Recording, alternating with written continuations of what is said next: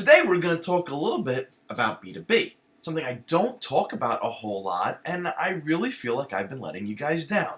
So we're going to talk about business to business and social media and how you can really make some huge mistakes. And that means it's time for a...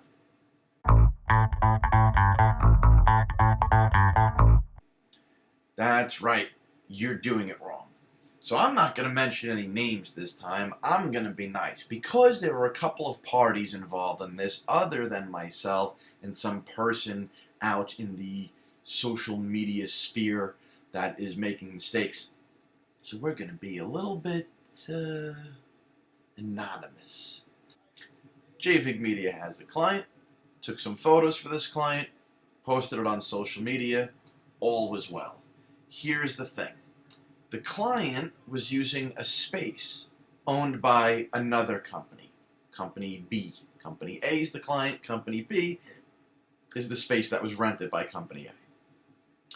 Company B said, do you mind if we use some of these photos so we can share and show our space being used very well by Company A? I said, well, that depends on how. He said, for my website, I just need like 10. Sure.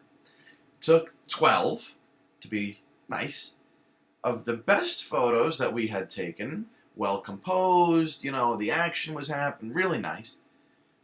Processed them, watermarked them as JVig Media and Company A, copyright, and sent them over and said, you can use these for your website.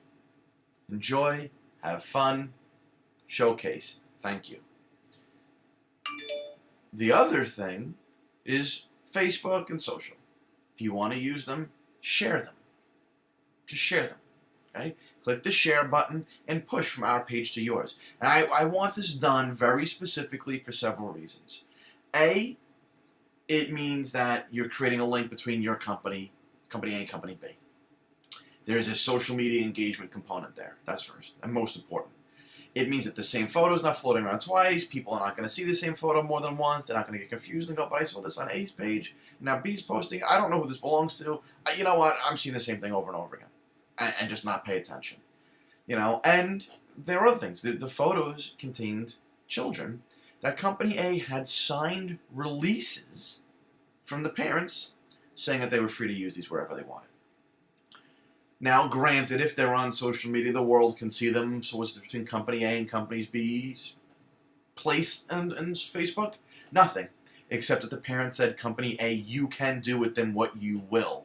For Company B to take them and use them is in direct violation of what the parents explicitly said was okay. So that's a big problem. Secondly, when they were used, they were cropped, which took out the watermark, took out a lot of the logos of Company A, the people and things they were wearing, and also changed the composition of the photo. And I'm trying to think of an easy way to show this to you right now. It's hard. So in the photo, there was a very, very distinct piece of the action was right here.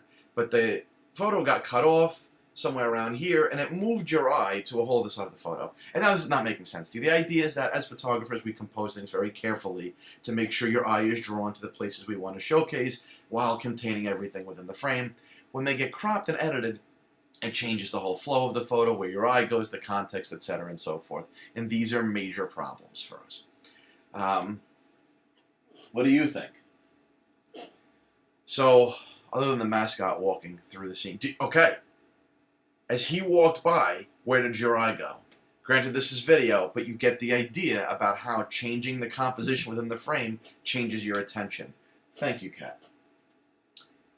Now, let's take all of that and realize that there were a couple of other actions associated with this. They were put up on Facebook, they were put on Twitter, they were put on Instagram, and they were put in places that Company A was just not okay with. And they were given photos to use, so they could have used them. They were, why take? And then they left the context behind when they took them. So, in one such photo, One of the children was holding a Rubik's Cube, and he's looking down at it like this. And somebody says, a little bit of downtime. Well, the parents of these children did not send their children to this place for them to sit and play with puzzles. So why were they playing with puzzles? Because there was a motivational speaker who had come in, and he was talking to them about focus and determination and problem solving and challenging. So when you take that and you strip the message, you put your own message, you have contextually ruined that photo. Do you see? So now they've created no connection between the companies. They have violated Children's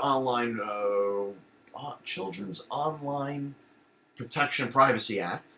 They violated the signed waivers by the parents. They've ruined the photos. They've created drama between Company A, who paid them lots of money to use their facility. They've pissed me off, both JVIG Media proper, the social media arm, and the JVIG Photography Services portion. Lots of problems. To make matters worse, there is a familial component between a person in Company A and Company B. So there's family drama there now. And then they took a hard line saying, if you don't like it, tough, this happens on social media every day, feel free to file a lawsuit. Other than that, the pictures aren't coming down. Well, who does that help? So now, the added component to what they've done for themselves is, they've got me, here.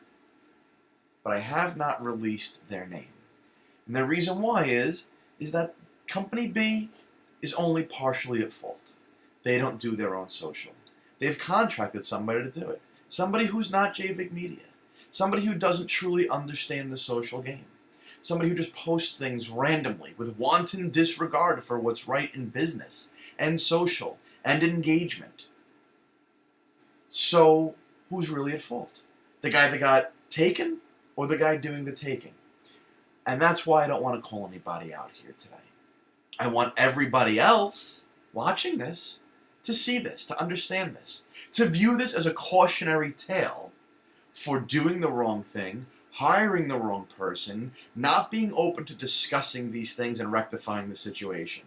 Okay? I want people to know that leaving me nasty grams and refusing to take phone calls are not okay. To be sure you hire the right person. To realize that when you're doing business in social, there is a B2B and a B2C component every single time. And make sure you're doing the right thing. Your suppliers are B2B. The people that you hire to fix or care for your facility are B2B. Your customers are your B2C.